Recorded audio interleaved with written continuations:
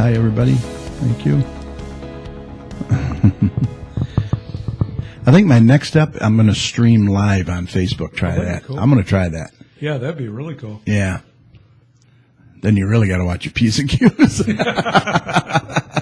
I know some guys that are doing that. Yeah, that's pretty cool. I've done it on my phone, but I haven't done it with my PC. Actually do the podcast, and stream it. So I'm going to try and do that. All right. So am I going to still be able to be a co-host, or I'm just too much of a loose cannon? No. Well, I don't know. When you start singing your theme song over there, it's kind of crazy. Challenge, right? That's in memory of the day the music died. All right, here we go. Ready? 3, 2, 1.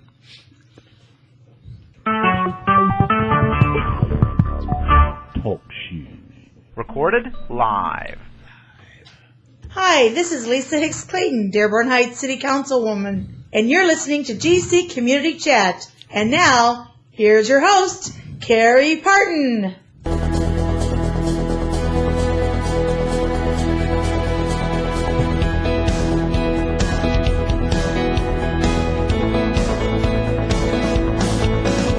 Good evening and welcome to Garden City Community Chat. This podcast is dedicated to promoting our community and yours, offering news you can use and much more. And now, Garden City Community Chat.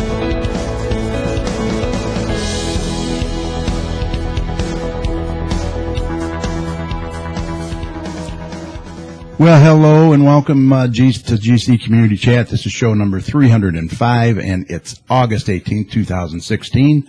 We are coming to you live from the studio in Garden City, Michigan.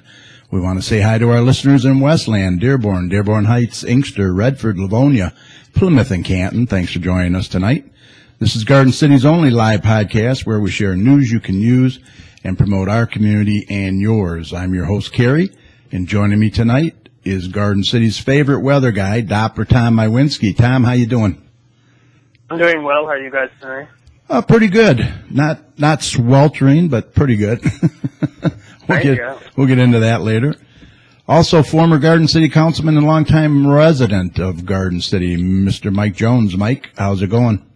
It's excellent, Carrie, but I am getting better. You're always getting better every week, right? Absolutely. All right, tonight we're happy to have with us Mr. Terry Crouson. Terry's the owner of the Growth Coach of West Metro Detroit. The Growth Coach is dedicated to helping business owners and key managers build better businesses and better lives. This is Terry's first visit to our show, and he'll be here shortly to not only give us some tips on building a better business, but also tell us all about the other services he provides as well. Tom's going to be here with the latest weather forecast for us, including what to expect for this weekend. Joy and Holly are back with their 2-minute gardening tips. And Mike is going to be in here with some community announcements, as always. Right, Mike? Yes. Got a few over there? Yes, sir, Carrie. All right, so please sit back, grab your favorite beverage, relax, and join us for the next 60 minutes or so. Usually we run over, but hey, that's okay. Yeah. We've gone as high as 3 hours, I think. I think when Diane Webb was on, I think we went 3 hours. Yeah. Diane can talk forever on a lot of topics. Yes, she can. So can Lisa Hicks Clayton, by the way. Yes. All right, just a quick reminder, mark your calendars. Speaking of Lisa Clayton Hicks Clayton, we have some upcoming shows scheduled, and I want you to write those dates down. September 8th, we're going to have Dearborn Heights Councilwoman Lisa Hicks Clayton on, and she will be here talking about her upcoming Action Day in Lansing. This event is planned for September 21st to repeal PA 256. You might know that as the fireworks law, so that should draw some interest. And then on September 22nd, Garden City DPS Director Kevin Roney will be here. He'll be here to give us the latest on the new curbside recycling program, sidewalk program, our streets, and much more. So write these dates down. You're going to want to tune in for those for sure. All right, we're going to have several great community events taking place this year, throughout the year, not only here in Garden City, but our surrounding communities as well.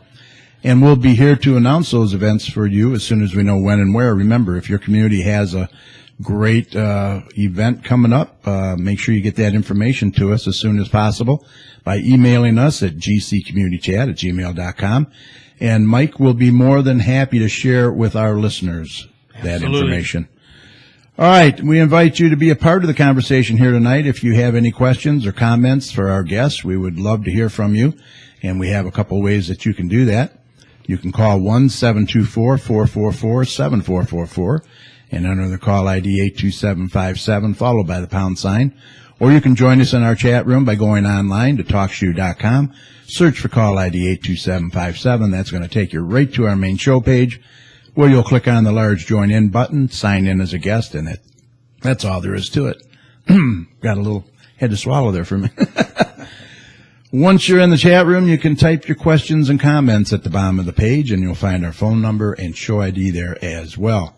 If you'd like to text your questions to us, that number is 734-788-9319. We look forward to hearing from you.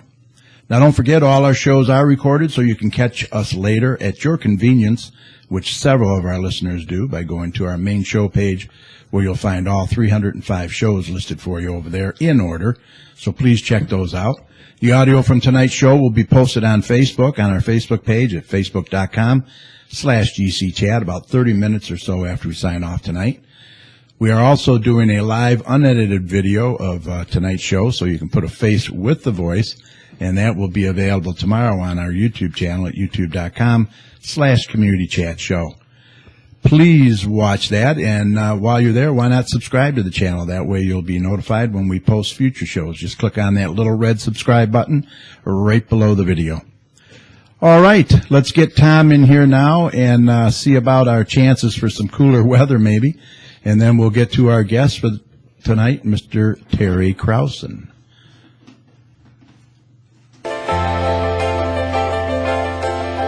Okay, let's get a check on the weather with Doppler Tom, see what he has in store for the rest of this week and the weekend. Tom, what do you have for us? All right, Tom, how about some cooler weather? You got that in the forecast? I do. All what right. a difference a week makes. Over the last few weeks in this month, we were just dealing with so much heat and humidity and no rain. And this week, it was the complete opposite. It was a little bit cooler, a lot more rain, which is something that we definitely need. Yeah, that's rare. Some got up to 4 to 5 inches of rain over the last few days, including us here. We got about 4.5 inches, which did very well for us. And I'll get into those details on later. But for the rest of tonight, we're going to be overall a nice evening out there if you have any outdoor plans. Temperatures are going to be in the low 80s, and then we're going to probably bottom out in the upper 60s for overnight lows. So it's not too bad of an evening out there. And it's going to be overall a repeat as we get into tomorrow.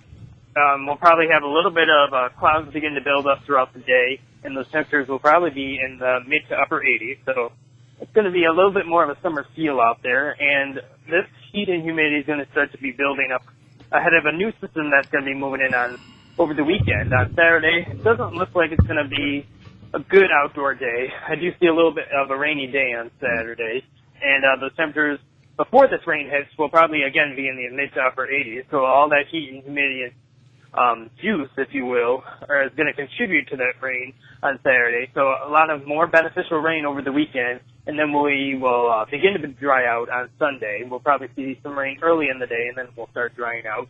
And much cooler behind this front. Dare I say fallish, but I'm not going to use that word. It's definitely going to feel pretty nice, and your ACs and your, let's just say your bills are going to thank you for that sooner or later. Temperatures on Sunday, much different. They're going to be in the 70s, so a pretty nice change up ahead. And as we get into next week, we'll see temperatures a little bit below average to about average, with temperatures in the upper 70s to lower 80s all of next week. So that's going to be a nice change. And I do see that pattern continuing for the rest of the month and into September as well, into the early part of September. So dare I say the dog days of summer are over. I don't really see any more 90s, so that's the good news. And it's becoming, climatology is hard to get to that point anymore, so that's some great news. As I was talking about earlier, that rain, it definitely did some great things for us with the drought. A new drought monitor came out today. Last week we were in a severe drought. This week we're not in a severe drought anymore. We're still in about a small, moderate drought, if you will, probably in an abnormal drought. So it's not like anything to worry about, but it's something that is definitely keep an eye on. We definitely need some more rain because we dealt with such a long period without rain, but definitely some great news that we've seen some rain over the last week. So just wanted to briefly update that. But as we expand outward and talk about some other weather going around across the country, let's just say I'm lucky to be in Michigan dealing with this little bit of rain and a little bit of drought, because there's two big stories across the country right now, and they're complete opposites of each other. Yes. The first story I wanted to talk about was the Louisiana situation. That flooding disaster is something that's going to go into the record books. The Red Cross is now saying that this historic rainfall event and flooding event is going to be the worst billion-dollar disaster to go down since Sandy that hit the Northeast. So can you compare that to Katrina, the damage? I mean, some people can relate that to Hurricane Katrina, because I've heard some people talk about the number of water rescues that occurred is very similar to the amount of water rescues that occurred during Hurricane Katrina. So there are some similarities to it, but a lot of people are wondering whether this should have had a name or not. If it would have had a name, it might have had more attention. A lot of people are saying that it had a very strong tropical connection, but it just moved on to land before it really got organized and really slowed down right over Louisiana. I mean, some areas got over 2 feet of rain. I'm talking about the highest total I've seen was 30 inches of rain, which is something I can't even fathom to really wrap my head around. And just to put that into kind of dumb it down a bit, but if you will, into what that really means. Now that we're in the Olympics, I'll relate it to that because there's some interesting stats that came out. This amount of rain that fell in Louisiana can fill up 6 million Olympic-sized swimming pools. Are you kidding me? Wow. No, that's just one stat I have. The other one is the amount of rain that fell in Louisiana could equate to more than 3 trillion gallons of water. And that's just some of the incredible stats that are coming out of this situation. It's absolutely a disaster, and those people that lost everything are going to definitely need help, and they're going to be a long recovery as they're still in shelters, as the water still is going to be there for quite a while. So I just wanted to talk about that story. Wow. And the complete opposite is going on in California. They need the rain, obviously not that amount of rain, but they need the rain. Now they're dealing with more and more wildfires as the days go on, and the biggest one is now a brand new one that's just northeast of Los Angeles, and there's no end in sight in that one, and it's just burning homes and structures and causing a lot of evacuations, and I just wanted to briefly touch on that one as well. It's just an absolutely devastating story out there where places don't need the rain, they're getting the rain, and where the places need the rain, they're not getting the rain. Yeah, so extreme.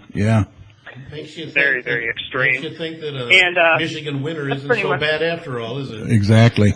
I'll put up with the Michigan winter. Right? Yeah, we'll take Michigan any day. And mass dislocation and hope of floods and fires. Yeah, definitely. We are pretty fortunate here in Michigan. We don't really get those billion-dollar disasters like they do across some parts of the country. Something great, but some of us. But you want to keep tuned to all this local weather information and the cooling down pattern and some rain that's going to continue to move through, just go to my website, DopplerTomsWeather.com. All right. Thank you, sir. Hey, Tom, is the rain going to stop on Saturday before the ball game at 7 o'clock? Is it all day, you may all not night? like me. I know it does look like it's going to be probably around the time of the ball game. So we'll see how that shakes out. Wow. I may be taking another day off. Yeah. All right. Well, let's introduce our guest for tonight. As I said earlier, he is the growth coach himself, Mr. Terry Crouson. Terry, welcome. Well, welcome. I appreciate being here. This is a great opportunity, and thanks so much for the invitation. Oh, really absolutely. been looking forward to doing this. I've had a lot of fun listening. And Yeah, we were talking earlier before the show, and you dabbled a little bit in radio yourself. In Yeah, the day, that back was in the day. one of my early careers, and so it's interesting to be on this side of the mic. Yeah, I've been on your side, where I've asked some of the questions and Yeah. been responsible for all the things that go across. So this is kind of nice, and of course, having that face for radio always helps. You know, they wouldn't let me near the TV cameras. So. Hey, we got a video going, so smile. Yeah, not much you can do on it, right? Well, thanks for joining us tonight. Why don't you tell our listeners, give them a little bit of background about yourself, and then we'll get into what we need to know about the Growth Coach. Sure. Well, I am, I guess you would just call me an old Garden City guy. Awesome. We like that. Yeah, my family goes back in Garden City. We moved from the east side in the spring of 1955, and I happened to be 6 months old at the time, so that'll give you an indication of the age there. Okay, you're giving it away, though. Yeah, I'm going to give it away. So when I say I'm an old Garden City guy, I mean an old Garden City guy. Gary, he's just a young kid. Come on. It's all he is. relative, when you really come down to it. But yeah, grew up right here in Garden City. I went to school. I always laugh and say every school that I ever went to is either demolished, closed, or used for a different purpose. Yeah, And, we were talking about the old Marquette Elementary there. That's exactly where I went to elementary school, along with so many great kids and people that we've grown up with. And the interesting thing about it is this whole Facebook era has put us back in touch with people that Isn't really it? didn't It's see for amazing. 40 years in some cases. Social media is really a great thing, isn't it? If it's It used is. right, it really is. Yeah, and that's it. It's a tool, I think, like everything else that's out there. And we'll get into that a little bit too. It's fun. Yeah, much fun. But yeah, I love this town. It's been part of my DNA for a number of years. My church affiliation has always been here. Give them a shout out. Yeah, Merriman Road Baptist Yeah, Church. we love Merriman Road Baptist Church. Great people over there. Member of that praise and worship band for about 20 years now. And Okay. we're having little conversations about some of the folks, our wonderful pastor, Wayne Parker, his Wayne. wife Cindy, Danny Yeah. Babb. Give them all Yeah, a shout yeah, out give 'em there all a shout while out. we're out there. Exactly. But, Great they've people. been active in the, really great people. Oh. And just super active in the community for all Very, these years. So, very active. yeah. What was it? 60 years they've been there? Yeah, a little over 60 years. Wow. And I always say one of the nice things is we've had such stability. We've had three pastors in 60 years. Yeah. Wow, that's Yeah, and that's two of them really very good. long term. Wayne's been with us a long time, and Danny's dad, who plays keyboard in our group, Ray Babb, was there for 32 years. So that brings some nice longevity, and it lets the community know that the church is a stalwart and is there to support. We have called it a lighthouse to the community for sure. Yeah. So you weren't always the growth coach. You were retired from the Postal Service. Yeah, absolutely. What'd you do there? When I was in the sales and marketing area Okay. of the Postal Service for 25 years, and it's kind of one of those things where you go to parties and you talk about, well, what do you do? Well, I work for the Postal Service. So they immediately will ask you, well, okay, so were you a carrier? Yeah. Were you a clerk? Or were you a postmaster? Or they'll go, oh, you were a mailman. Yeah, exactly. And it's like none of the above. And I say, well, what do you do? So, well, I sell. I'm part of the sales. And they'll give you that look and say, Yeah. well, what do you have to sell? Everybody has to use the Postal Service. Right? Yeah. So you had to market the post office, right? Yeah, we The did. service. One of the things that the Postal Service, and a lot of people don't realize, you do see it when it comes in your bulk business mail, which is also known as the junk mail. Yeah. People will see. And we were never afraid of that word, by the way, because we always said that if it wasn't really relevant and targeted to the right person, if it didn't serve a use, then it was junk mail. Yeah. But that whole industry of direct mail is part of that direct marketing industry, and it's positioned against general media, just as in the days of television, radio, all of the things that people use. It was another option, and it was a media mix that we would work with our customers. And I had the good fortune to work with General Motors for a number of years, the Home Depot, Coca-Cola.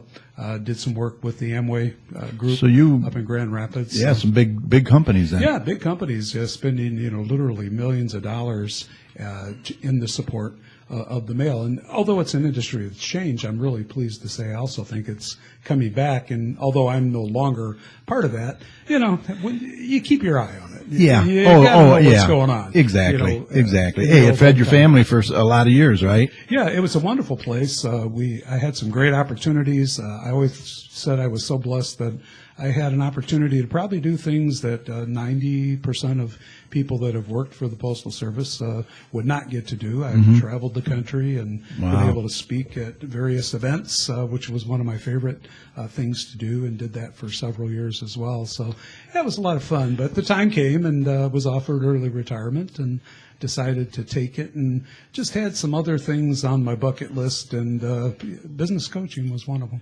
Yeah, so let's jump right into that then. So you had the experience already, the speaking part and the marketing part.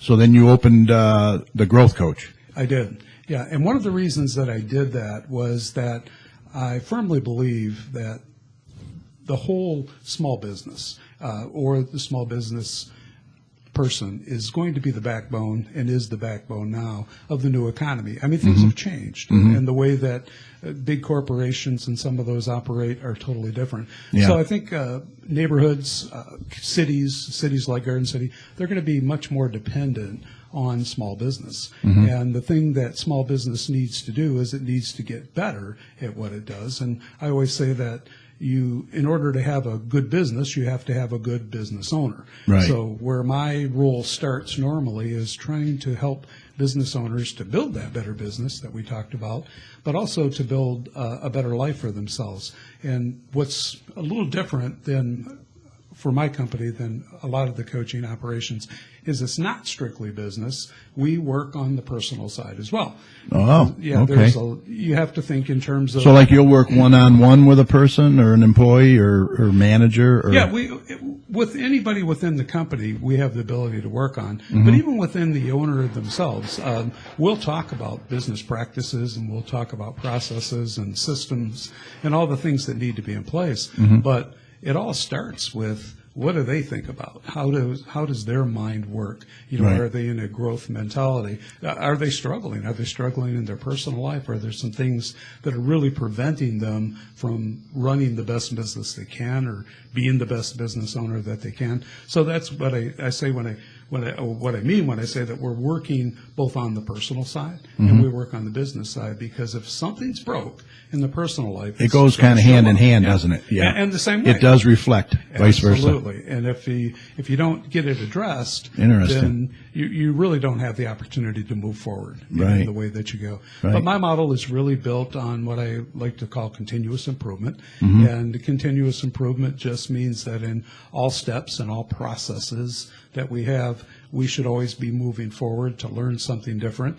And anybody that's ever opened a small business, probably out there right now going, yeah, man, I know exactly what you're talking about. They can relate. Yeah, because it's not the field of dreams that everybody sometimes thinks it is. Just because you build it doesn't mean they come. Right. And I think that that's the thing that all business owners find, is that, wow, I've put this money into it, or we've built this great program, we've got a great product, but there's so much more. Yeah. And one of the big things that are happening today, Gary, is that people are coming out of corporate jobs, much like I did, or they're by force in some cases. That job no longer exists. So what they do in order to feed their family is they're going to open a small business, and it's usually open with the idea that they're very good at what they do. They have a technical tendency. Might be fixing computers, or it might be websites, some and things niche, of that nature. Yeah, they know that inside and out, but it doesn't take them long to figure out that just knowing how to do what it is that you want to be in business for isn't enough. You have to know how to operate, strategically plan a small business so that it operates just beyond today, goes into tomorrow, and hopefully at some point you've got a nice entity that you can either sell for a profit or pass on to your family. Owning a business is a constant struggle. It is. And you're right, because I had a restaurant for 4 years way back in the day. See, now you know what I'm talking about. Yeah, I know exactly what you're talking about. When you say, somebody come up and say, so what do you do? And I own a restaurant. Boy, right away they think dollar signs. You're rich.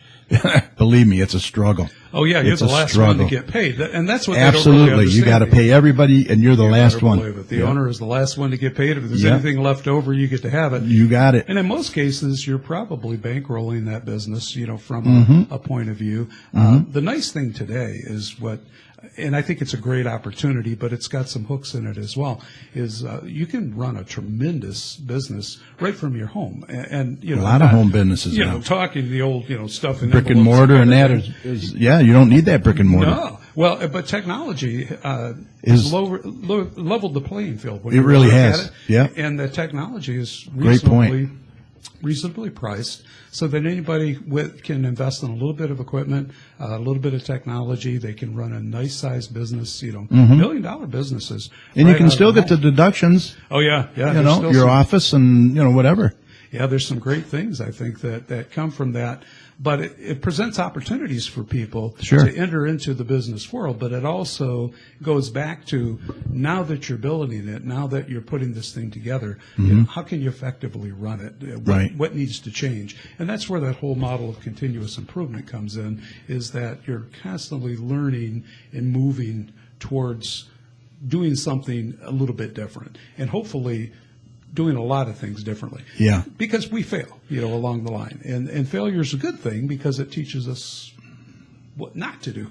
Yeah, and hopefully In some of you those learn cases. from your mistakes or whatever, Exactly. It's an ongoing process, learning process.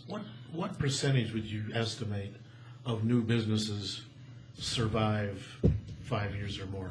Well, that's hard to say because, That's tough. eventually at the 10-year mark, you're looking in some cases, 90% of the businesses that started sometimes are up to, have failed it by that point because you've got at least a half point at 50%, and then being able, it's like halving it again to go to the next 10 years, right? So people always pay attention to that 5-year mark as, boy, if I can get over that hurdle. It's But kind of a sometimes you look benchmark, at the isn't it? 10-year mark, and things can even be worse Yeah. in some of those cases. And that's the thing that's heartbreaking is when you see people put a lot of their time, their effort, sometimes everything they have into an idea, and somehow, sometimes through no fault of their own, but most times just through not getting the right help at the right time, lose it all. Yeah. In some cases. Yeah. And then you see others who just tend to seem like it all goes well, but I guarantee you that wasn't an overnight success. They did some hard work. Right.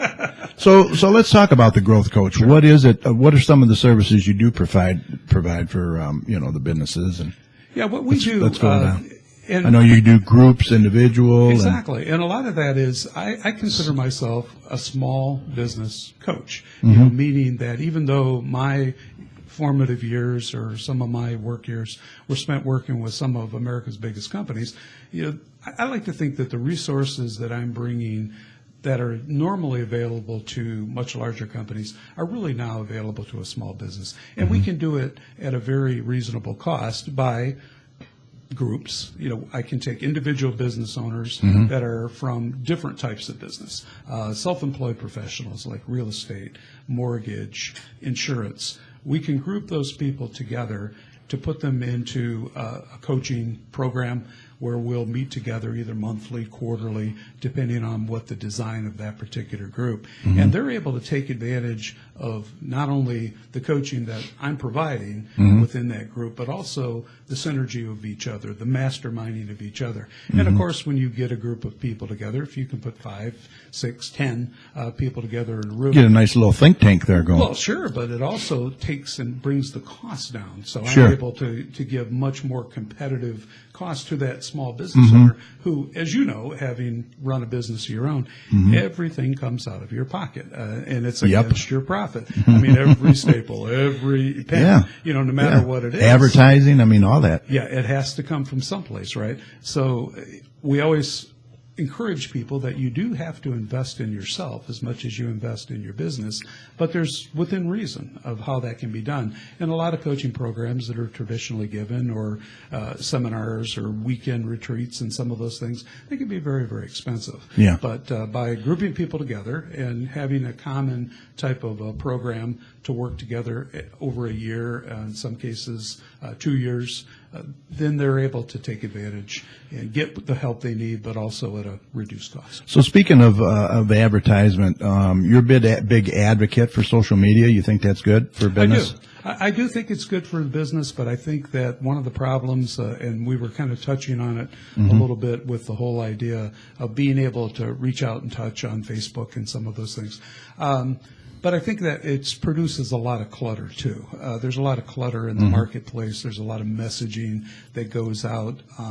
One of the pieces that I wrote at one point here several months ago talked about how the landscape or the marketing landscape has changed a little bit, and all of the media messages really used to be controlled. You know, for instance, if you wanted to advertise, you went to the local radio station, you went to the newspaper, they designed or had last word on your ad copy and some of these things. Yeah. Well, now with social media, you are just your own marketer, you're your own blogger, you're your own everything. Yeah. So whatever you write, whatever you put together, whatever you say, it just goes out there. Yeah, right? And you can add video, pictures. Exactly. You know, so the everything. good part is everybody has access. Yeah. The bad part is you have to really be self-regulated to make sure that you're doing things right. Because there's always good practices and there's bad practices. And most of the advertisers over the years, whatever media, whether it's general media such as radio, television, or whether it's direct marketing, direct mail, for instance, one of the big things was to be sure that you didn't mail to people who didn't want to be mailed to. And it's now with email campaigns, it's that same thing. You know, the canned spam acts, you know, prohibit you from really sending emails to people who are not subscribed. Yeah. But some of those people come into the environment sometimes and don't realize that there's rules, you know, for some of these things. So this is where, like myself and some of my partners that I work with that are very specific to social media, they can help. But I think what it's done is it's really allowed people to reach out, to get their message, and to, if they do it right, they're going to break through that clutter and they're going to hit the right target audience. And now the streaming of live video on social media has become huge. Yeah, I haven't really myself ventured into it. I know a lot of people who a lot of people are dabbling. I was talking earlier, you know, maybe, I might stream the show live on Facebook. Try. Give it a shot, see what happens, you know. Yeah, I just think it's one of those things that we, with great privilege comes great responsibility. Exactly. In some of those cases. So, but no, I love having access to social media, and as you know, you and I have talked. I love to write. I mean, I don't say I'm particularly good at it, but I love to do it. And well, you did a great job on your article in the Observer. Oh, thank you. Yeah, we have to give that a shout out. Yeah, that was a lot of fun, and have gotten a lot of support. And anybody listening who took time to read that, I sincerely appreciate it, because I feel like it's something we want to talk about. You know, how you build a better city when you have better businesses, and we back that right up into the business owners. But one of the things that I just love to do that, and it's my way of kind of decompressing. But now I have outlets. I don't have to. Nobody has to tell me whether they can accept my things. It's on my blog. It's on my LinkedIn. I can put it out there. If they read it, they read it. If they don't, they don't. But I have the privilege of putting it out there. Yeah, LinkedIn. Now I have a LinkedIn account. I got a couple of them, and I told you, I'm just not on it as much as I should be. And you said, being the president of GCBA, I probably should be. Yeah, you really should. I probably need to update it and everything. I don't know. I'm on Facebook so much that it's hard. It's hard to find the time. You're really talking to two different audiences. I mean, at least theoretically. True. In Facebook, you're generally talking to a more media or every social, person, so to speak. Yeah. But, LinkedIn definitely is for business. Many people are using it in terms of a resume, kind of a larger extension of their resume. And they should treat it like that, by the way, as well, because so many employers now are really going on and looking at people's LinkedIn. Well, they are. And their Facebook pages. Oh, yeah. Yeah, there's some things like that. Yeah, you got to really, that's another thing. I mean, let's talk about that a little bit, how employers are actually checking on employers are checking on their employees on social media now. Oh, absolutely. And so, and you really have to watch what you put out there, because it's It there is forever. And just you hit it right on the head. Just because you don't see it anymore, doesn't mean it's not out there. It can come back to haunt you. Yeah, it's really interesting. I don't know if you've ever gone through the practice of just Googling your own name, but it's really interesting. I did once, yeah. Come up, on some of I those haven't things. lately. Yeah, I have a kind of a crazy cousin in California that shares the same name as I do. So Oh, really? that was, yeah, he's a little older than I am. He's getting a little more sedate in his ways as we okay. go forward. But that was one of my early words. Oh my gosh, they're going to catch it wrong.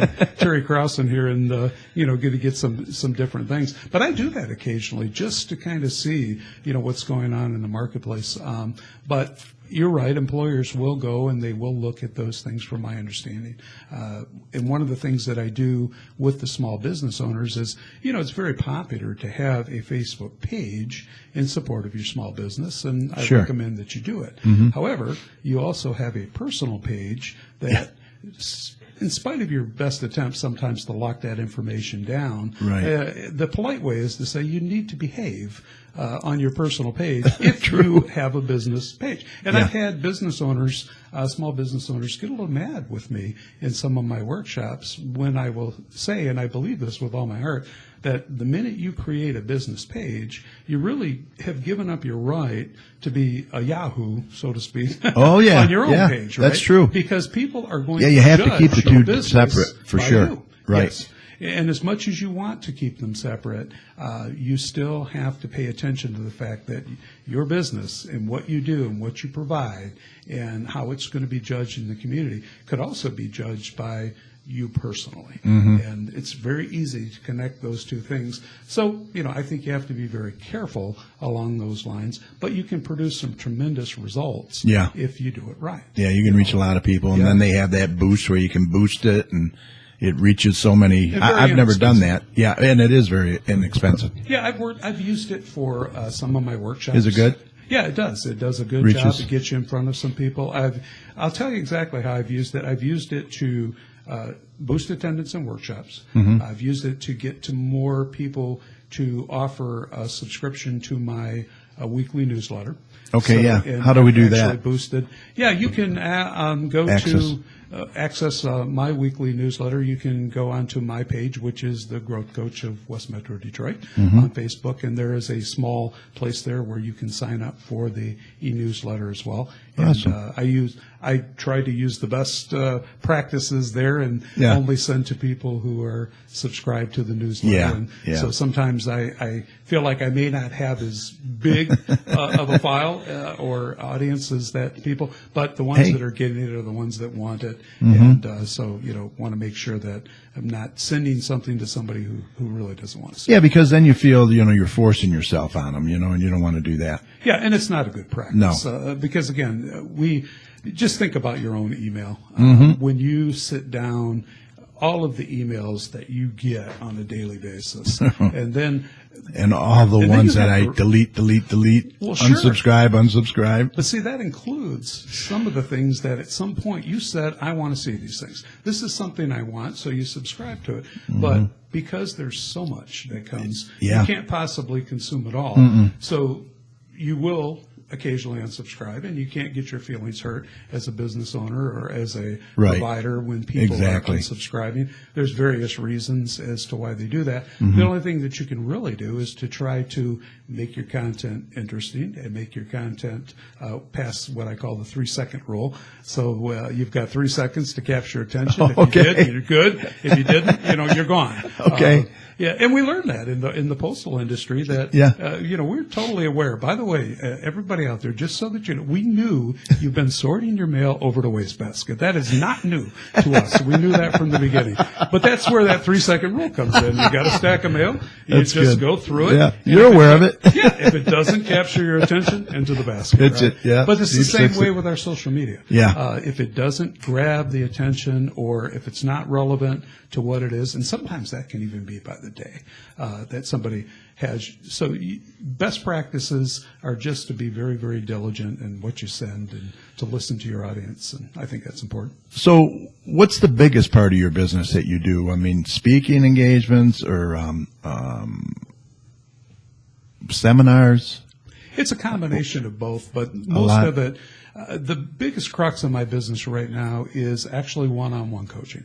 I have a number of one-on-one clients or teams, which I sometimes count as a one-on-one encounter, 2, 3, 4, on a team that I meet with on a regular basis. That's really kind of, I guess, if you're looking at the bread and butter of a business, that's part of it, along with some of the coaching groups that I have. But they're specialized in some ways. The one-on-one is very customized because every program that I have uses what I call a strategic mindset program, which has 5 key points that we cover. So whether we're working on a one-on-one or whether we're working in a group, I have a different type of a group which is called Sales Mastery. There's a lot of sales training that goes out for different people, but there's not a lot of sales coaching. I mean, once the training's been put in place, and companies spend a ton of money how do they implement on it? some of these programs, it's how long can you make it stick around? How can you get your people to adhere to what it is that what you've spent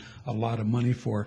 And one of the examples I always use, and anybody who's been in a corporate environment who's listening can probably relate to this. But just in the Postal Service, I was sent to a number of trainings and had wonderful opportunities to go to 2-day, 3-day, 4-day, sometimes 2-week sales programs. Wow. And the one common thing was there was always great information and there was always great intent when you get back. I'm going to implement this information, right? Yeah. But eventually that wonderful binder that they put a lot into with all that wonderful content, it just finds its way onto a shelf. Isn't that amazing? And They're all the light of pumped. day again. Once they leave, they're pumped, right? Exactly. But then why is that? Well, I think what happens is when they get back, the excitement wanes, and sometimes Overwhelmed, or sometimes managers or the seniors of the company, they don't go to the training with them, so sometimes they're not aware of some of the things they've got. Sometimes just it gets back to business as usual. You get a fire drill or two. And you get in that rut. Yeah, so you need sometimes, like the program that I use, which is a year-long program, to get back to the site, not only just the techniques and the processes of selling, but the psychology of selling and keeping a constant way and a process in front of you and taking advantage of those things, as I said, that you've already paid for as a company in some cases. So getting those programs back off the shelf and opening them back and up how do you keep and it walk through the fresh? process. Yeah, how do you keep it fresh, Well, I think keeping it fresh is the same way that it is, like, for instance, with your water pitchers or with some of those, if you pour yourself a glass of anything, water or whatever, and you let it sit there long enough with nothing subtracted really and nothing added to it, what happens? It gets a little stagnant. Yeah. So this Stale. Exactly. So this model of continuous improvement, a lot of it deals with taking in new information constantly. So whether you're in the sales, if that's your game, which, by the way, I was fascinated to see that there's a great percentage of people who are in professional sales who have still, to this day, never read a book on professional selling. They just haven't. Wow. And, but I would say So that, kind of self-taught? well, Yeah, they do. It's kind of trial by fire, and that's how they go. But I think that you really Kinda need dangerous. to take on new information, and it replaces some of that old information that you have. But what is at the crux of all of it? It's really the way we think, and how you think determines everything. I go through a process where we talk about, I call it a TFAR model, which is you have your thoughts. This is the way you think, and the way you think determines the way that you feel, and the way that you feel determines the actions that you take, and those actions determine the results. Okay. So many times when I sit down with somebody who's new or a new prospect, that's where I'd ask them, I write down the word results, and I ask them, what do results mean to you? What are you trying to get out of this? And sometimes it's they want to increase revenue. Sometimes they want to get their time back, whatever that might be. And we literally start walking back on that model. Well, if you're going to get a different result, then you're going to have to take a different action, right? If you want a different action, then you have to feel differently about what caused you to take that action. Yeah. And the feeling came from a thought. So where does it originate? You got to change the way that you think in order to get the result that you're really looking for. So it's that way in the sales mastery portion. It's that way in the strategic business owner program. It's always about putting in new information, taking out some of the old limited beliefs, as we would call them, sacred cows. I mean, things that people hold to be true that aren't necessarily true. And one of my favorite stories I always use, well, us guys, we'd be comfortable with talking about Roger Bannister, right? I mean, yeah.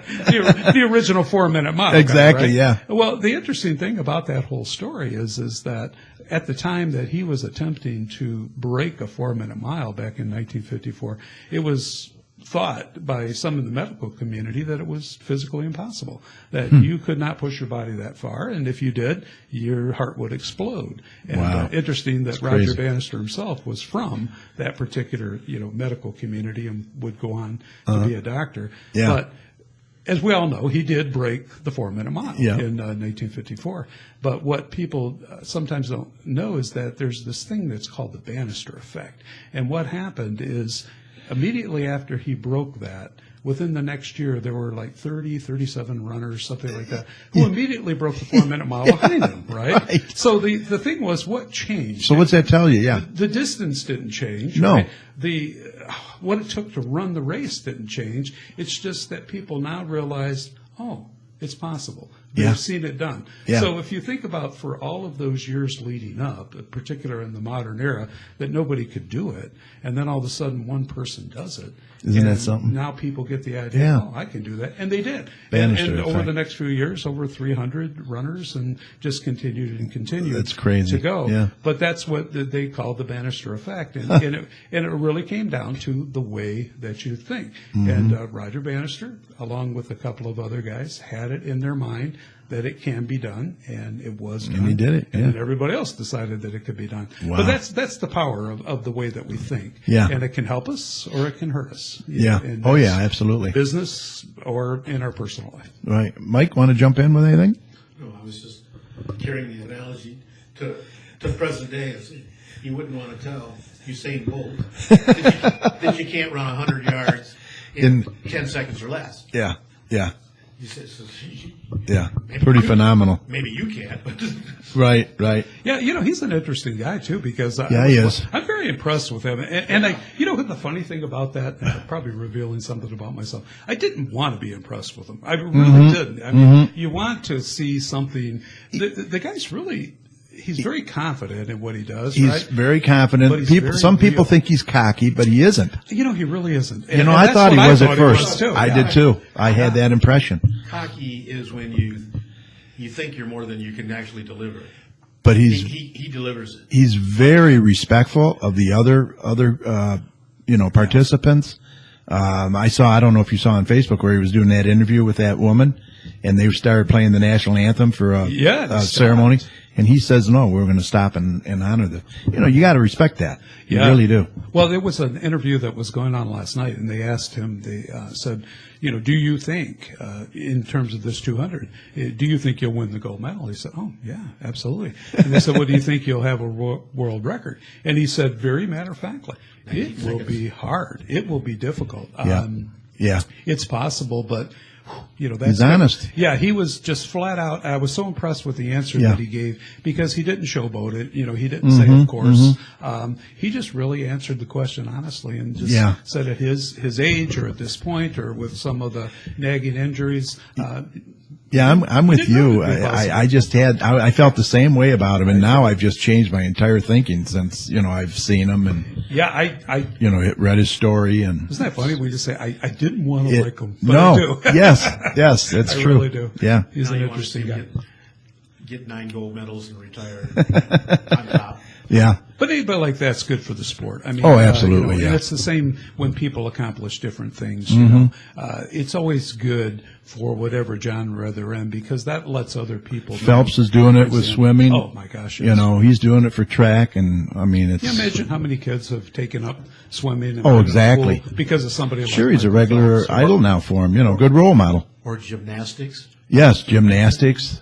A lot of young girls. The Final Five. especially a lot of- Holy cow! Especially a lot of young black girls are saying, I could do that. Exactly. Mm-hmm. But I think that that's what really the whole crux of why I do what I do is because, when you go back and we talk about growing up here in Garden City, it's funny, Mark Gutman, right? Oh, yeah, Mark. Saw him last night at the honors. Yeah, I've got a lunch planned with Mark coming up, and it'll be the first time I've intentionally in my life gone to see Mr. Gutman. You're not going to Tony's, are you, Cafe? No, I think so. He told me last night he had a lunch engagement. He didn't say it was with you. Yeah, we're going to go over. But here's the funny thing. He was an administrator in my school, of course, Sure. when I was there. Oh, yeah. And if you went to see I was on the school Mr. board, he was Gutman, administrator. Yes. yeah, if we went to see Mr. Gutman, it really probably wasn't for a favorable reason. No. And there were some times, I have to admit, I had to go see Mr. Gutman. Uh-oh. But honestly, school was a struggle for me.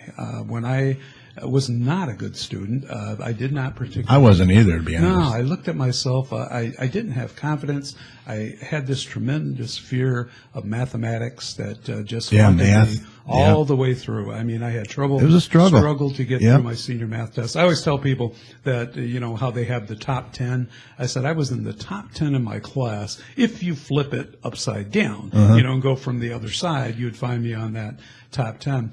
But I think there are a lot of people like me who, for some reason or another, they just bought into the fact that they couldn't or just didn't have that confidence. Yeah, the confidence. Like the math thing that I explained. Mm-hmm. But I found out later on, in life that when I went to college and sat there in my first math class and broken in a sweat, that I can. And that was the beginning of turning a life around for me to show that I can do whatever I set my mind to do. So as much as a bad student you thought you were, you still pursued college. I did, yeah. You still wanted to further your schooling, even though you thought you were a bad student. Yeah, well, here's the funny thing. That is funny, though. Well, it's interesting because we always talk about, we have to be careful that we don't quash a child's spirit and some of those things. And I believe that's true. Right. There's things that we can do. But here's kind of a humorous thing. I think it's humorous. I told you a little while ago I've been part of our praise and worship team. I've recorded some albums and some different things vocally over the years. In the 5th grade, I was rejected from being in our 5th grade choir. Wow. I was just told, don't try, don't sing. Couldn't carry a tune. Yeah, I think she sent a note to my mother saying, please, don't let him audition again. Really? I suspect that wow, probably happened. What a letdown that was. But here was the funny thing is that I knew she was wrong. In my own mind, it was like she kept saying, no, you just don't have it. You can't sing. But in my mind, I kept saying, yeah, I can. Yeah, I can. Mm-hmm. Yeah. And who knows? And you did. Yeah, and I did. But it never occurred to me that I couldn't. But then those other times, right, where I struggled again with the math or whatever, where it never occurred to me that I could. So there is both sides of that coin, but that's what really drove me, I think, to go in this direction of personal development, this whole idea of constant improvement and constant growth, is that I know there's people like me. There's people out there that were either told or bought into a program that says that they can't when they can. And that's really what I'm here to do with people, is to take that back and say, yes, you can. So, yeah, building a good business, part of that is building self-confidence then, right? It is, yeah. Really. Yeah. And I think the other, sometimes... If somebody says you can't, you can. Tell yourself you can. Well, you can, but as you know, business ownership is a very lonely place as well. Very lonely and very tough. So I think one of the big developing parts of an ongoing business is associating with other successful business owners. You have to spend time. Do that networking? Absolutely. And I think that's what I love about the Garden City Business Alliance, is the fact that we've brought together groups of people who may be spending their days not seeing another soul in some cases, or they're responsible for the running of their business. But now they can come together as a group, and they can be in the presence of other business owners. Right. They can get advice. They can be inspired. Exactly. One of the help things one another. And I always believe that the thing that I try to do more than anything else when I'm around other business owners, I don't want to be the smartest guy in the room, right? I want to be around people who are so much smarter than I am, because they're the ones that I'm really learning from. And the interesting thing is I've learned that has nothing to do with age. I just contacted one of who I consider to be one of my mentors. He's a good 10 years younger than I am. He's built multi-million-dollar businesses. He's the ultimate an entrepreneur. But he's the guy that I like to sit down with. The go-to guy, get for you. Advice and Sure. to listen to and to be encouraged. Because he's already proven it. Exactly. I mean- and I would be foolish not to take advantage Yeah. of that time that he wants to, invest. That's great that he's in me as right well. investing in you. Yeah, so like I that. think that not only do you have to be confident and build confidence within yourself, but you've got to get in the company of other people who are after some of the same things that you're after. And sometimes that also means getting out of some of the company that you've been in the past. Sometimes you got to drop associations as much as you have to increase them. Yeah. And that's hard to do. It is. And it is. really is hard. But If they're holding you back, though, sometimes you have to, yeah, I have a young client, a young realtor who just discovered that was just, if I'm going to get to where I've got to go, there's just some things I've got to leave behind, and it was very, very tough. But Got to prioritize he's a done lot really of, well. Yeah. Getting back into the presence and finding people who are really after what you're after. So that's a big thing. So I'm a big believer, obviously, in that as well. Negative people can really bring you down if you let them. Oh, we found that out, huh? Yeah. Oh, yeah. So you have to do what you said. Exactly. You have to step back from them. You got so to. that you can associate with the people who can build you up. Well, I heard somebody one time talking about like professional baseball, right?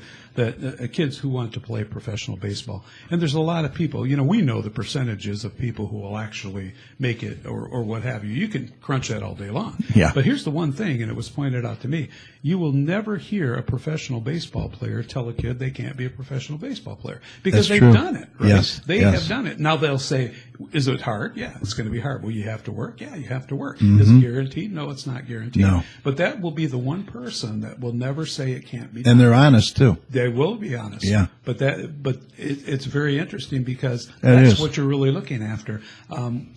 One of the things that I think is really important for business owners, if you're going to take advice, if you're going to listen to somebody, is find those people that got the fruit on the tree, right? People that have really made it. Because Yeah, there's a difference experienced between, it, yeah. like what I do in coaching, I don't have to know their business. In most cases, in all cases really, I don't know their business at all compared to what they know, but I know a process that's going to help them. But if they're going to have a mentor, or they're going to have somebody that they want to emulate in that business, it really has to be somebody that's already proven that they're a success, that they have the fruit on the tree to work from.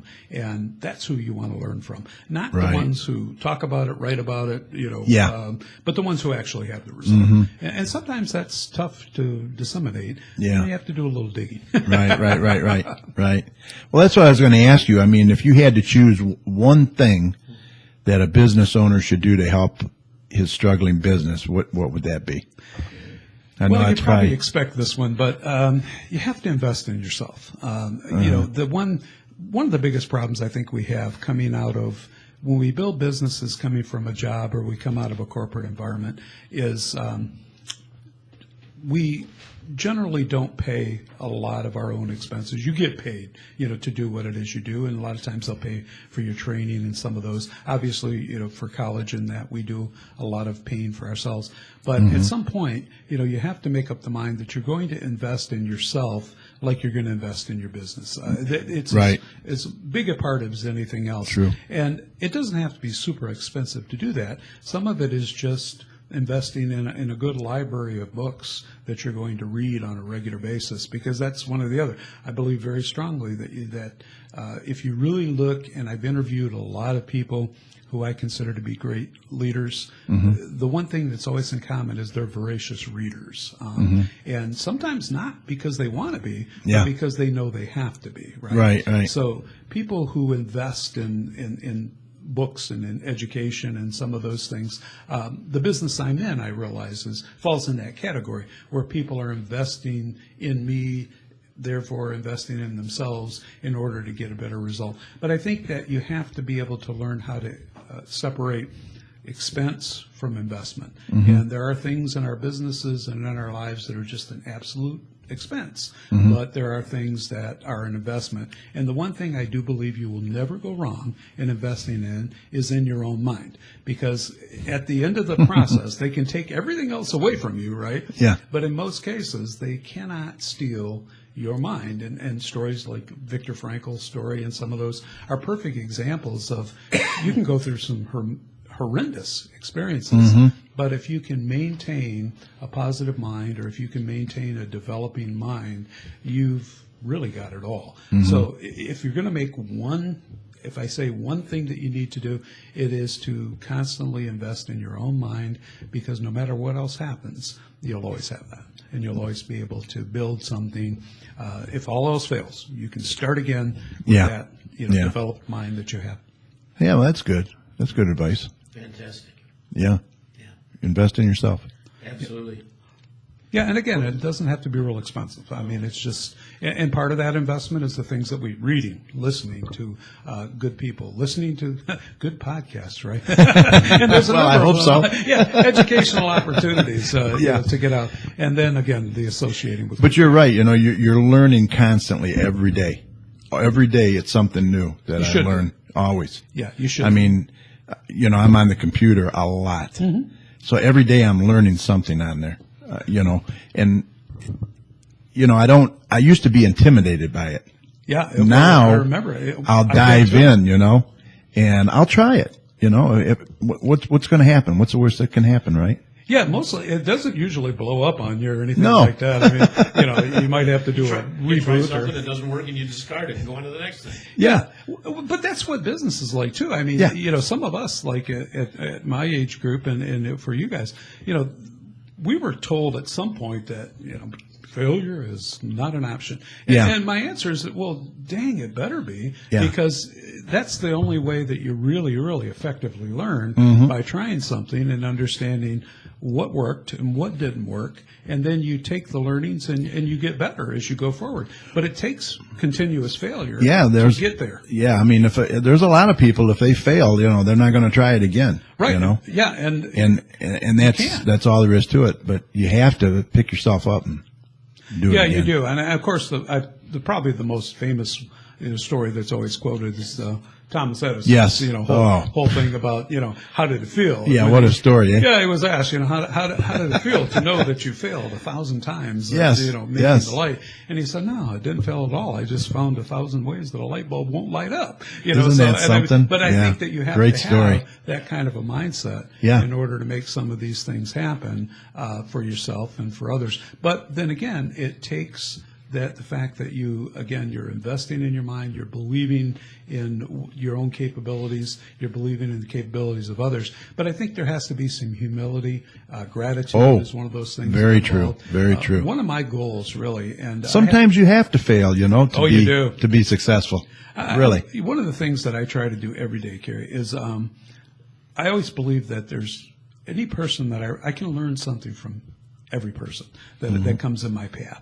So one of the things I try to do is to learn something from every person that comes in my path. And sometimes that takes great humility in order to lose that you're all that in a bag of chips. Particularly if, like, in the role that I'm at, I expected to have all the answers. And at least that's what I thought at one point. True. A lot of people are depending on you. Yeah. But instead, what I really need is better questions, right? And so when I ask the better questions, instead of trying to give the better answers, then what ends up happening is I learn from the people around me, and it's fascinating that you can actually learn something from every person that you come across. Yeah, so you probably have to constantly keep updating your business. I mean, to keep up with, the problems of what's going on out in the world, right? Yeah, and a lot of it has to do with maintaining my own mind a little bit too. Yeah.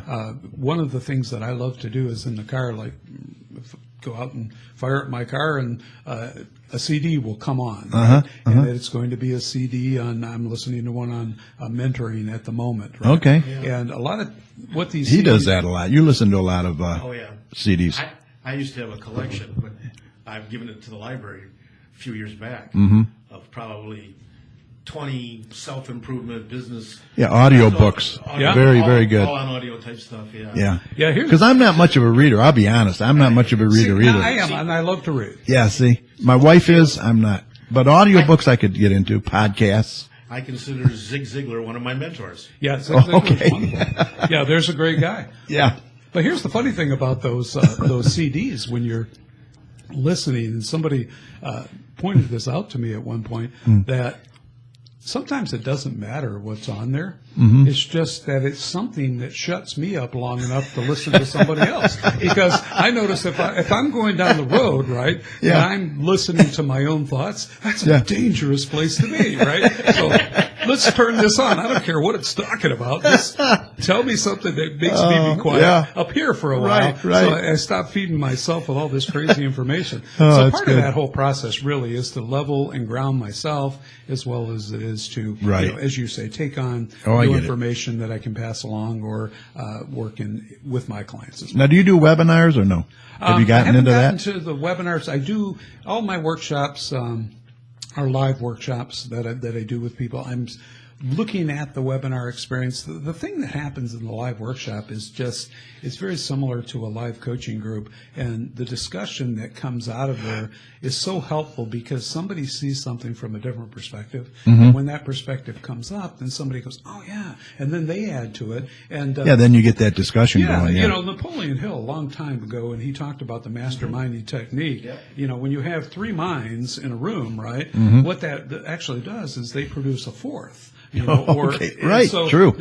For every group dynamic that happens, this new mind comes up, and everybody's smarter as a result. And that's what keeps happening in these workshops. Okay. And so I don't know how to equate that. I'm still trying to figure that out on the webinar side.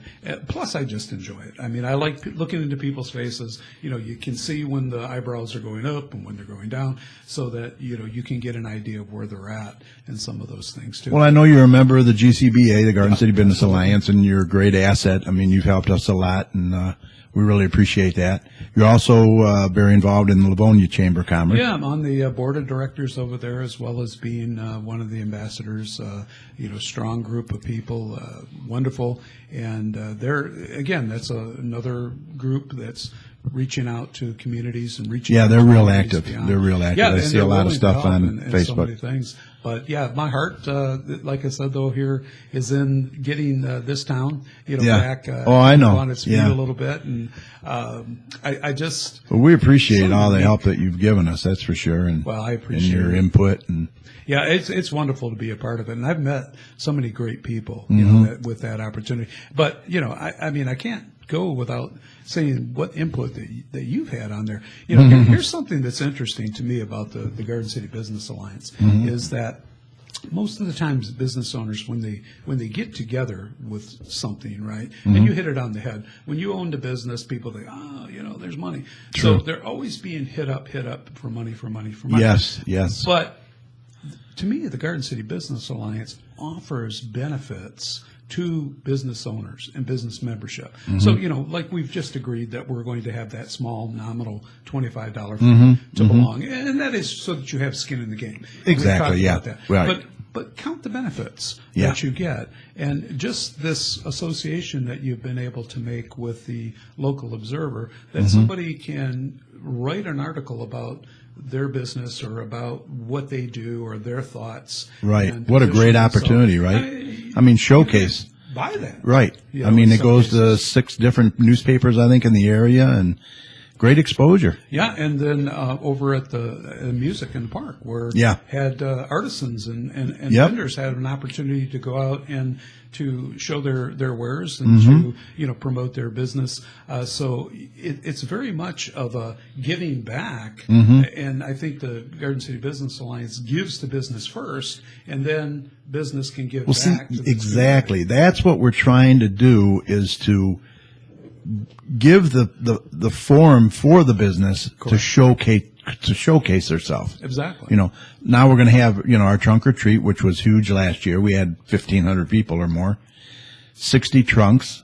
And that's where the businesses get involved, where they can showcase their business, you know, give the kids their candy and, you know, maybe a coupon with their business or something like that.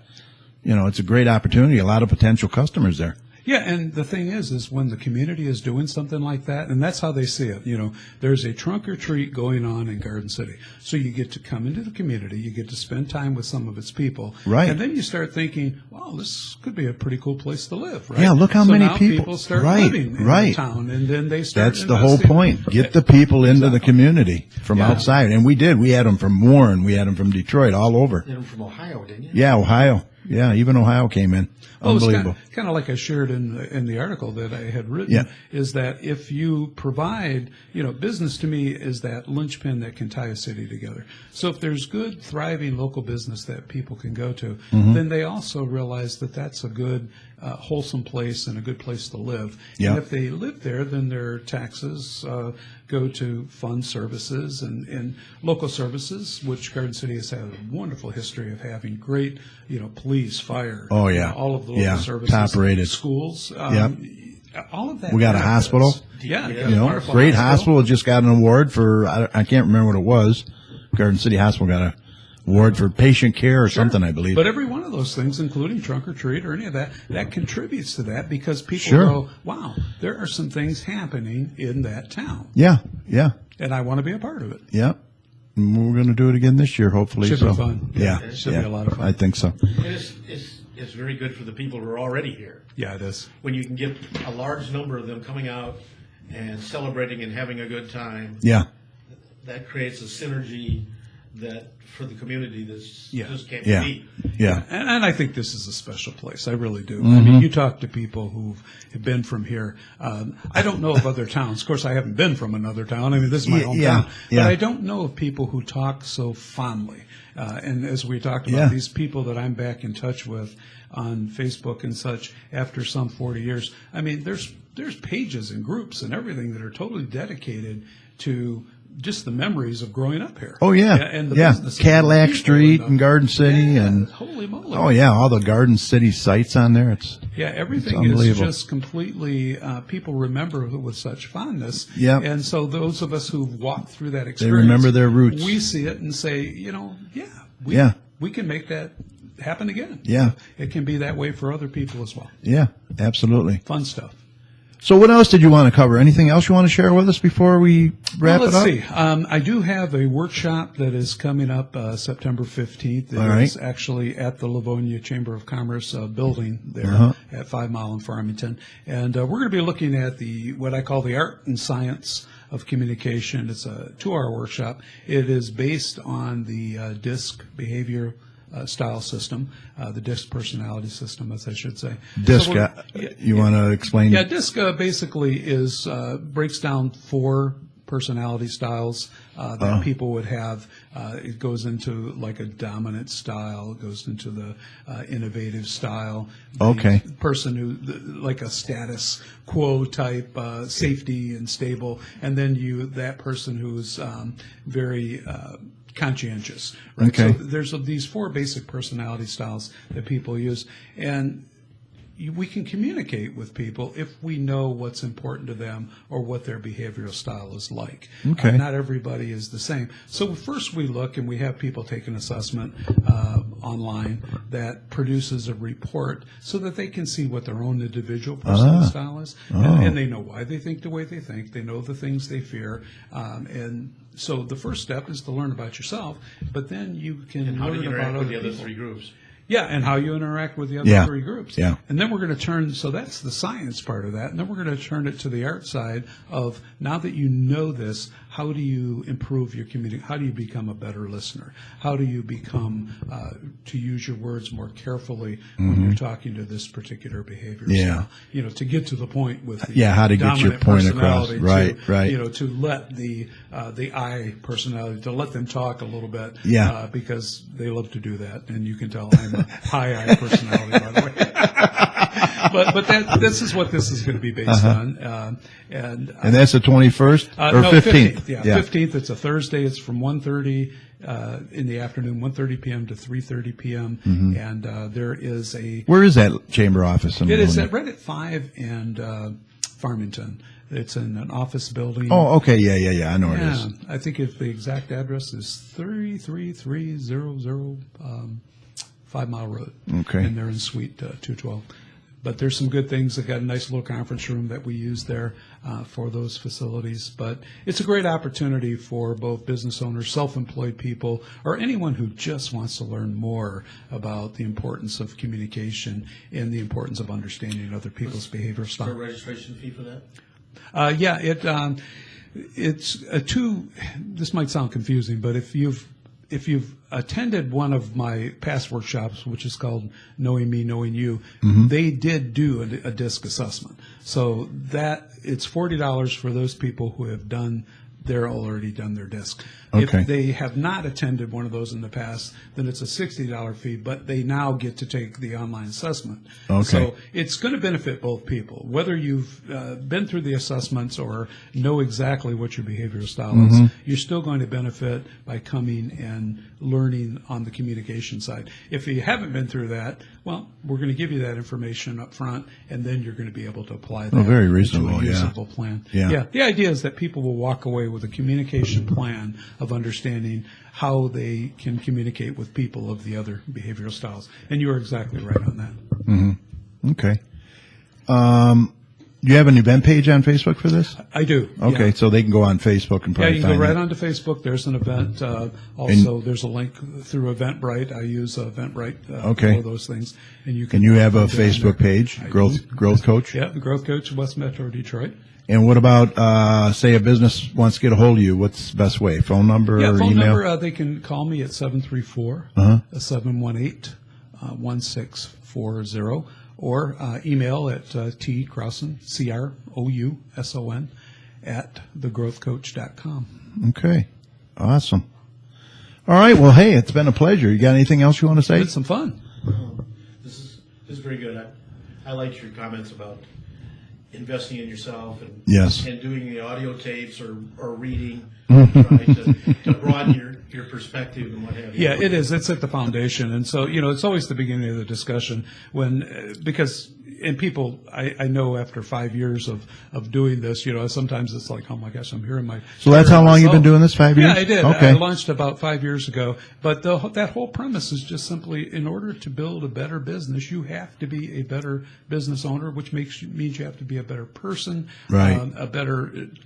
to know more, to think more, to be more involved. And so I think that whole piece that we spoke about, the whole learning part of it is really pivotal to getting some other things going. Because we always start with, this is the reality of your situation, whether you want to face it or not. The sooner you face it, the better off you are, right? Yeah. But then that next piece is self-knowledge. So you really discover who you are. And I think if we think about it long enough, at one point we say, well, I know exactly who I am.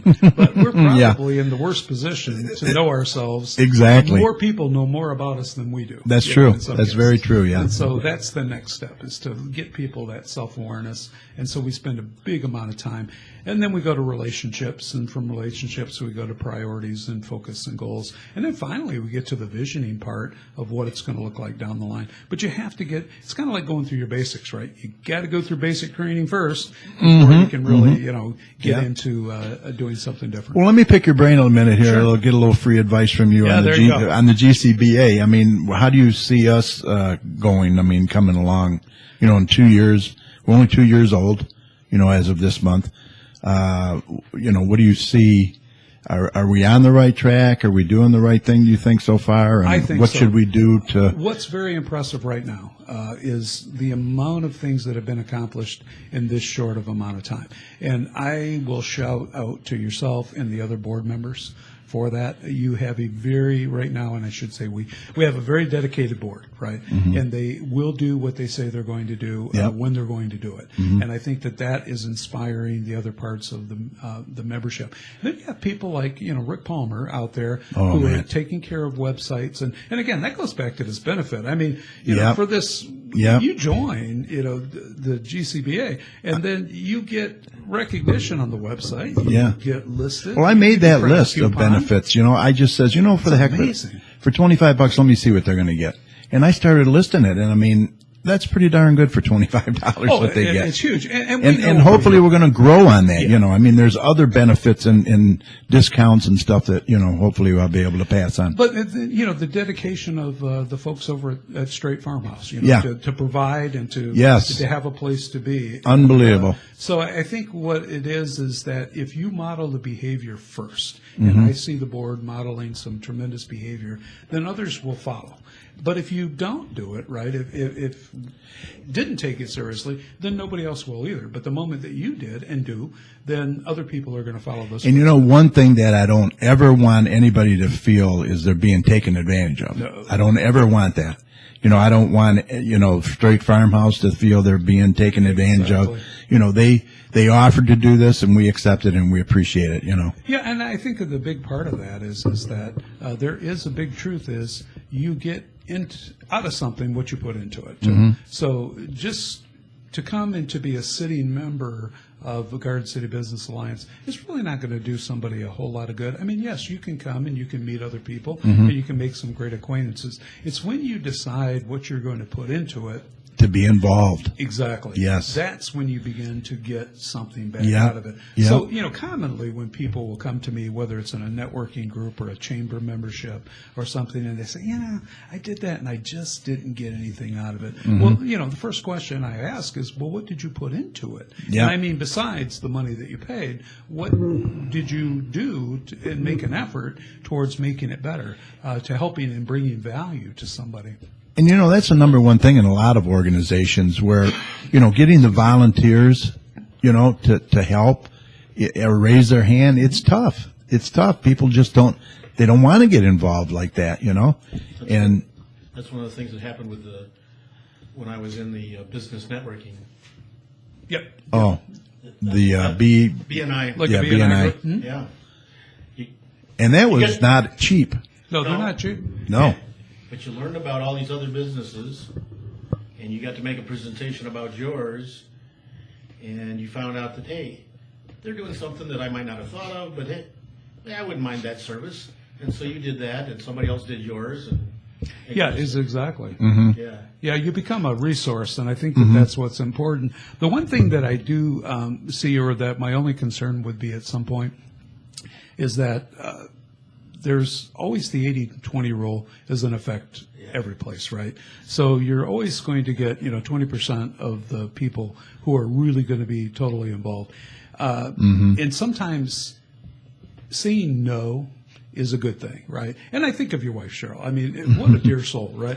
But I can see where Cheryl could get overextended fast because she's willing to help. Yeah. But somebody else needs to sometimes step up and take that. Well, that's exactly, that's what I'm the concern saying. that I would have going forward is to make sure that we're. You don't burn somebody out. Exactly. Yeah, oh, absolutely. Yeah. Sometimes we just have to say, I Step appreciate back. you, and you did a great job on everything you've done, but, we'll bring some others to the forefront. We'll give you a little time for some recovery there. Well, when you were at the last meeting, yes. right? And I hated to do that to Elaine Salter, but I put her on the spot and I asked her to be chairman for Trunk or Treat. Yeah. And thankfully she did. She stepped up and she's going to do it. But she knows she's going to have the help of everybody else. And I think she responded. And I tried exactly to the right way. I tried to calm her, and say, look, there's a event committee that everybody will be there for you, Yeah, and I think But we just have to have a person you do. for each event. But everybody's willing to help Elaine because the way she responded to that Yes. is by saying, I don't know, but Yep. I'm willing to. She was honest. But that's how things get done. And Right. That's how things happen. Right. And so for that reason, I do see some great successes. But it's like every other, type of an organization. There's peaks, there's valleys, there's Yep. plateaus. Oh, yeah. There's Yeah. times where you're going to get along wonderfully, and there's times where it's going to be a little stormy. Yeah, there'll be some over issues. some issues. Yeah, absolutely. But I want to I want to keep it fresh too, if I can. So Yeah. I think we're doing all right. I'm pleased in the 2 years we've been there. Yeah, and I think what it does, though, in equating it back, I think, to the industry that I'm in a little bit, is people who are beginning something home-based have a place to come and to sit down and to rub some shoulders with some other people and listen and get some advice. And even residents, if a resident wants to come, if you want to advocate Wouldn't for that our be nice? business community, you're more than welcome, Yeah, and I think that sometimes that's the best voice of all. Yeah. Because they're the ones that have the perspective on what they think business should be doing. Exactly. Or how should business operate. So, it's like going back and asking your customers. The regular what can I do consumer. better? Right, the regular consumer. So Yeah. in this case, the resident would be a wonderful Mm-hmm. group to have to come and to advocate for themselves to say, we love what you're doing here, but we would like Yeah. to see this. Right. And Always open to ideas and and opinions. you learn something new Every day. and Every from somebody, day. right? Yeah. Absolutely. And it's no different in that kind of thing, Carrie. It really isn't. All right. Well, I appreciate your honesty and being on the show tonight. You're a great speaker. Well, I appreciate that. I urge everybody that has a business out there, if they need some help, they're struggling, you're the guy. The interesting thing about this business is that there's, any number of things that we can concentrate on at any time. So, as things go on, and if there's something specific at some point down the line, love to, come back and we'll talk about that very specific, Oh, absolutely. rabbit trail or whatever going on. So, we'll have some fun anytime with it. you Yeah, want to be a come lot of back. fun. Yeah. Mike, you good? I'm good. All right. Thank you, Terry. Appreciate it. Thank you. And you're more than welcome to stick around for the rest of the show. All right, let's get Joey and Holly in here for their gardening tip of the week, and then we're going to wrap it up with Mike. All right?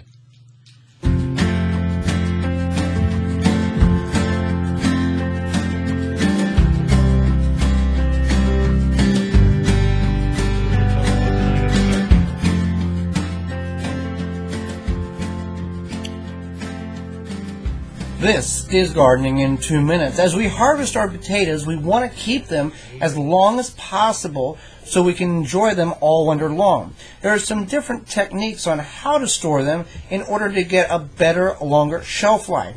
You can put them in a root cellar. If you don't have a root cellar, many of us don't, a basement of a cool, dry climate is appropriate for potatoes. You want to keep them in a breathable material container such as a burlap sack to try to eliminate all signs of light, because any light they will begin to sprout. Organic potatoes that you grow are not sprayed like the commercial ones, and they will sprout over time. Another method that you can use to preserve them is put them behind in a dark cupboard if you don't have a basement available. You can also can them, but there's a special kind of canning that you need to use in order to do it correctly. When you're canning them, you have to pressure can them, which is because potatoes are low acid, so you want to make sure that you're canning them properly. You also need to peel the potatoes. This is convenient if you want to make instant mashed potatoes, or you want to just have some nice potatoes from a jar. You can also freeze them. You can make like hash browns, or just cut them up and freeze them, and that's an option as well. If you've not grown potatoes, go to your local farmer's market and purchase them. You'll be amazed at the difference of freshness that those potatoes have versus the ones that you buy at your grocery store. For more information on how to grow potatoes, harvest them, and preserve them for the longest time period, our weekly video productions, as well as our free downloadable digital quarterly magazines, you can find all that information at The WisconsinVegetableGardener.com. A gardener for all gardeners. For Gardening in 2 Minutes, I'm Joy Baird. I'm Holly Baird. Good job. All right, I want to remind all residents that the next regular city council meeting will be held Monday, August 29th at 7 p.m. in the council chambers, located at 6000 Middlebelt Road. They urge all residents to attend. All right, let's cue up Mike's music. I know he's been waiting all night for this. Get your voice ready, Mike. Here we go.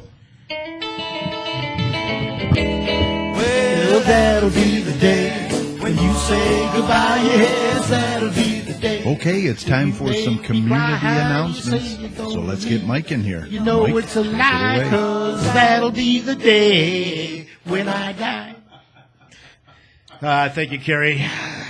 That always brings What do you think, Terry? Can he sing in your band? Hey, I'll tell you what, come on up.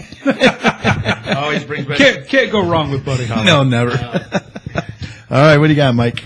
Oh, we got a number of things tonight, Carrie. Many of which we've talked about before, but never hurts to remind people. Right. Volunteer help is needed for Meals on Wheels and at the thrift store at the Maplewood Center. That's at 31735 Maplewood, or you can call 734-793-1850 for more information. Hours are Monday through Friday, 8:45 a.m. to 9 p.m., Saturday, 8:45 to 5 p.m. Yoga on the library lawn for August. We got 2 dates left, the 23rd and the 30th. Join us on Tuesdays in August at 6 o'clock to open your mind while relaxing your body with a beginner's yoga class on the library lawn, sponsored by the Friends of the Library. Ages 14 and up are welcome to attend. A $2 donation to the Friends of the Library is suggested but not required. Vince Patacini will lead each class. Opening tonight and continuing out through the weekend is Garden City's Summer Community Theater's first production of Fiddler on the Roof. Tickets are $10 or general admission. Seating, general admission seating. Box opens 90 minutes before each show. There was tonight and at 7 o'clock, tomorrow at 7 o'clock, Saturday at 7 o'clock, and a Sunday matinee at 2 o'clock.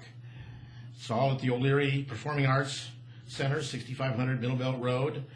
Don't be turned away by the parking situation. Unavailability of the high school parking lot, because parking will be available on the south side of the school on the grass off of Maplewood. Yeah, and they're off of Maplewood.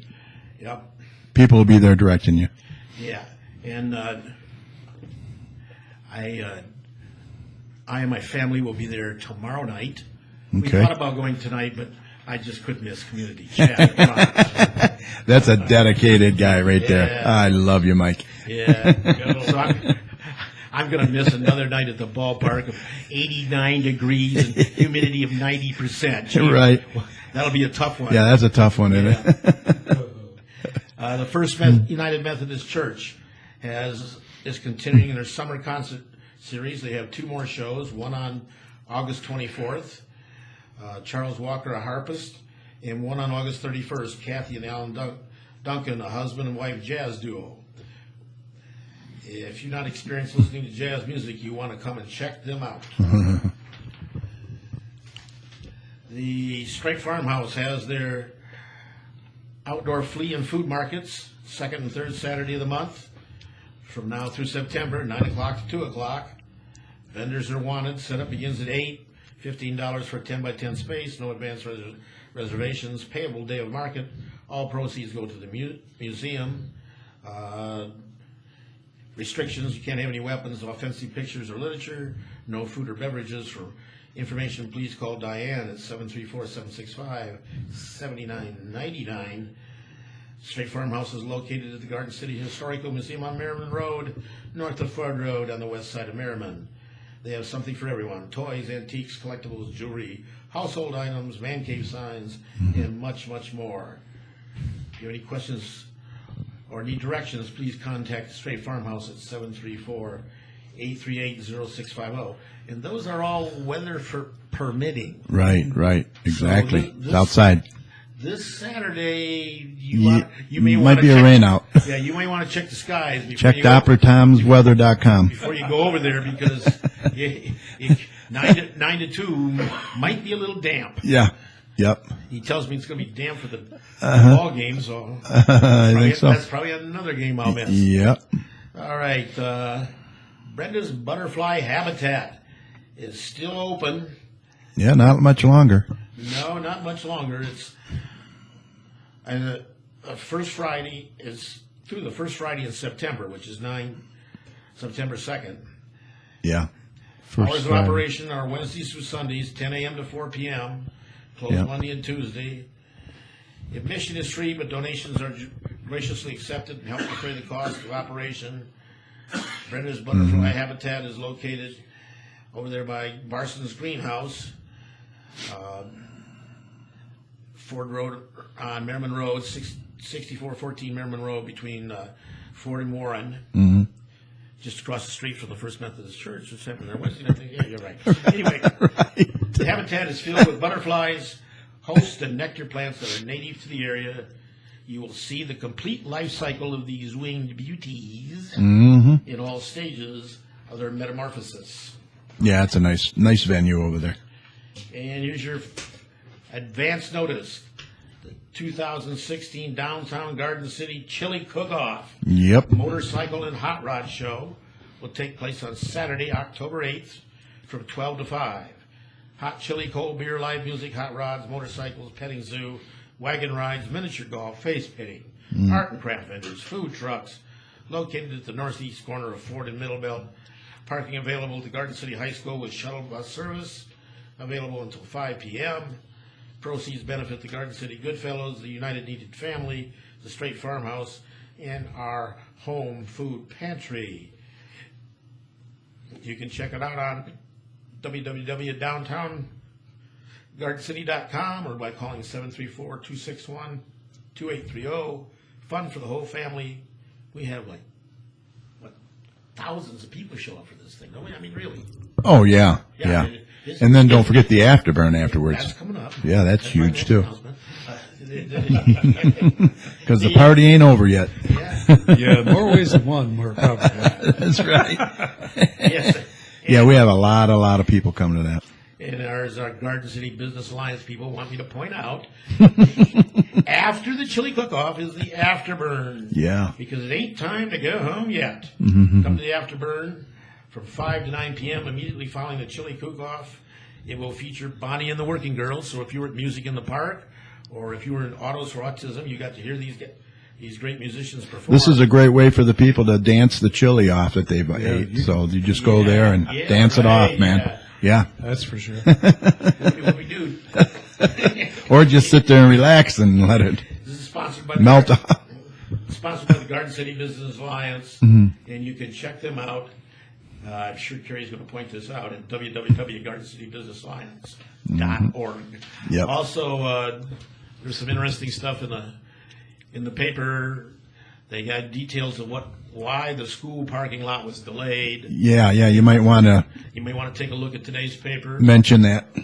Yeah, and all the things that they had to go through to get approvals from Wayne County and the environment people. Yeah, it was crazy. Draining. It's been at a complete standstill over there for weeks, months. Yeah.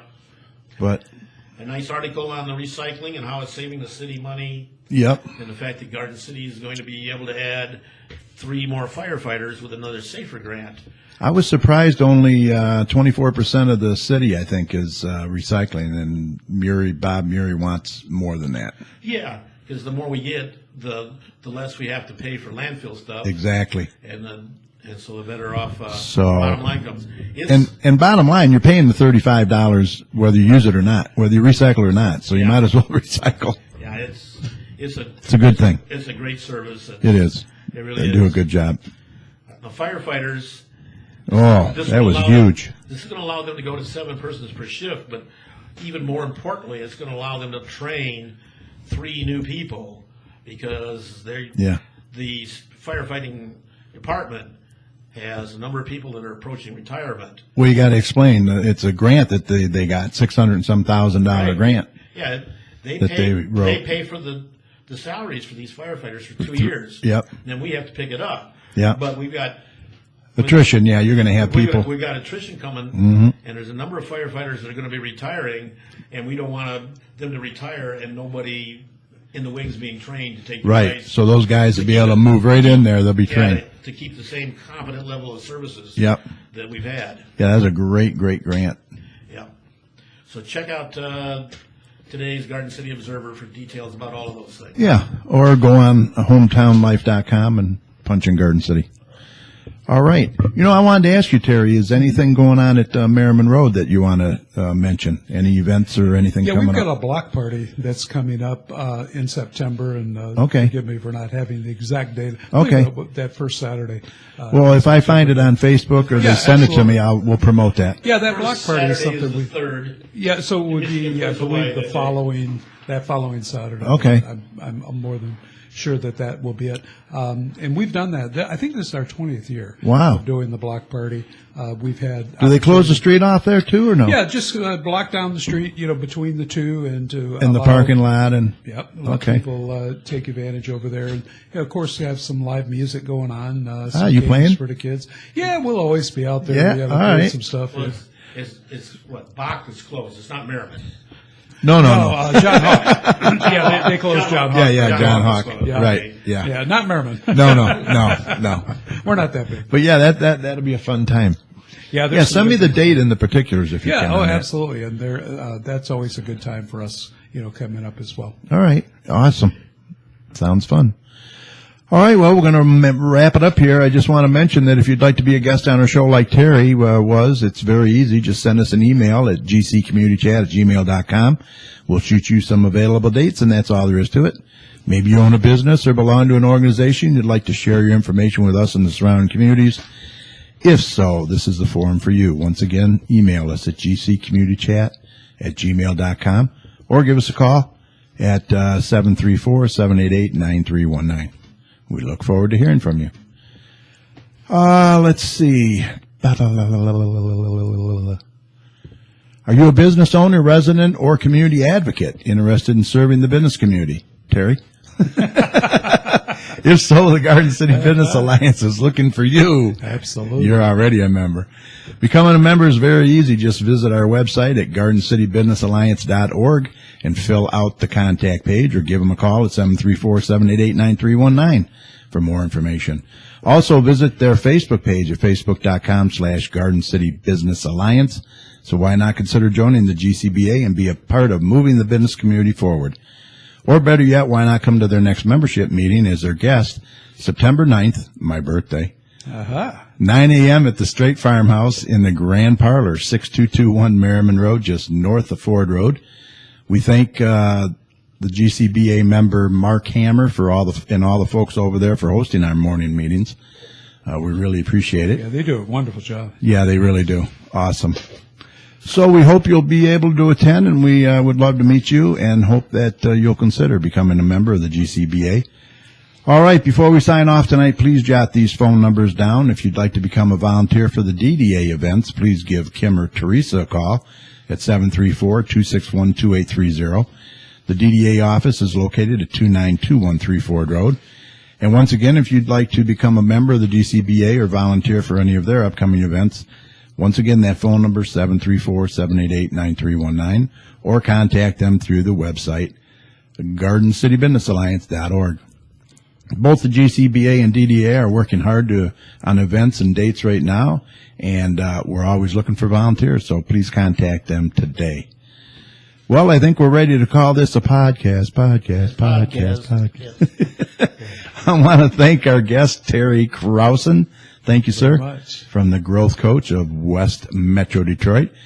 If your business could use a little help, give Terry a call, 734-718-1640. That's correct. Also, thanks to my co-hosts, Tom and Mike. Great job as always.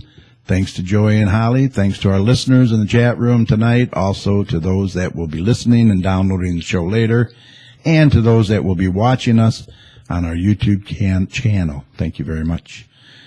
We always appreciate your support. Remember, the audio from tonight's show will be made available on Facebook tonight on facebook.com/GC Chat shortly after we sign off tonight. And also on our main show page at TalkShoe.com, call ID 82757. Don't forget we're in iTunes too. Just look for GC Community Chat. And look for our video of tonight's show tomorrow on our YouTube channel at youtube.com/Community Chat Show. And if you like the show, don't forget to subscribe. Just click on that little red button right below the video. All right, remember, the success of a community depends on the community, so please support your local businesses. And if you see something, say something. Look out for one another out there. For all your weather information, be sure to head on over to DopplerTomsWeather.com. It's got a great little website over there, very user-friendly. So on behalf of Tom, Mike, Holly, and Joey, this is Carrie saying take care. And seeing you next week, August 25th, right here on TalkShoe.com, show ID 82757. Be safe and good night. Thank you.